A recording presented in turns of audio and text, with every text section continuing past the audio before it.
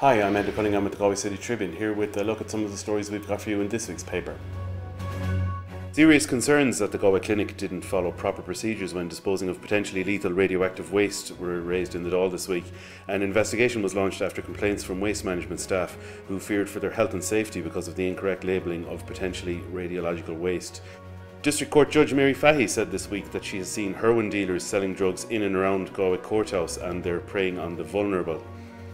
Massgoers have hit out at clampers after their cars were clamped during a funeral earlier this week.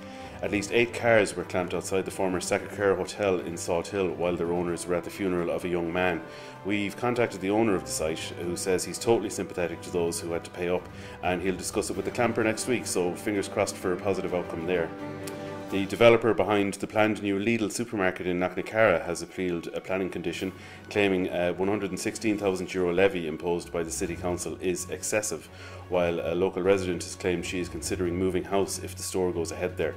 NAMA has said it will complete a €30 million development in Knocknacarra of 300 homes, retail units, a bar and offices by the end of 2018, which would create around 80 jobs. The agency says the project is now viable after being on hold since 2009 because of the economic downturn. We have the story of 2 battle axes that are up to 6,000 years old, which washed up on 2 city beaches, and we have an interview with Galway IT guru Fiona Graham, who fulfilled her dream of writing a movie script, and that subsequently became the critically acclaimed Songs for Amy. In City Sport, we preview the games on the opening weekend of the Galway Hurling Championship, when all eyes will be on All-Ireland club champions Portumna as they face a tricky opening assignment against the 2013 quarter-finalists Castlegar.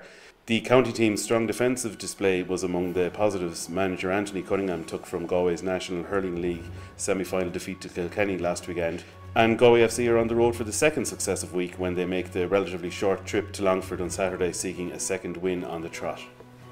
So we've got all that and much more in this week's paper. We're in shops early Friday morning or to buy online at connachttribune.ie.